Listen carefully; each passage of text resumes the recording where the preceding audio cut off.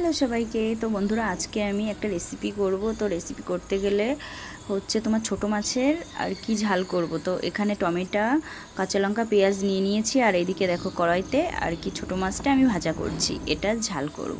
তো হয়ে গেছে মাছগুলো ভাজা। তারপর ওই কড়াইতে হালকা আর একটু তেল দিয়ে দিলাম। তো তেলটা গরম হচ্ছে আর কি, গরম হয়ে তারপর ওখানে তেজপাতা আর জিরে দিয়ে দিয়েছি। তারপর এখানে একদম পেঁয়াজও দিয়ে দিয়েছি, হালকা একটু ভেজে নিচ্ছি। তো এই যে পেঁয়াজটাও অনেকটাও ভাজা হয়ে গেছে। তারপর এখানে দিয়ে দেব হচ্ছে কাঁচা লঙ্কা, একটু বেশিই দিয়েছি, একটু ঝাল ঝাল করব ওই জন্য। একদম সহজে এই রান্নাটা, একদম সিম্পল রান্না, তো ঝটপটও হয়ে যায় রান্নাটা। তো এইদিকে দেখো, তারপর এখানে টমেটো দিয়ে দিয়েছি আমি, একটা টমেটো কুচি। তো এটা আর কি যত সময় আর কি না গলবে তত সময় আমি ভাজতে থাকবো। তো এদিকে দেখো ভাজা হচ্ছে টমেটোটা। তারপর একটু নুন দিয়ে দিয়েছি, কারণ তাড়াতাড়ি গলে যাবে টমেটোটা নুন দিলে। তারপর হলুদ গুঁড়ো,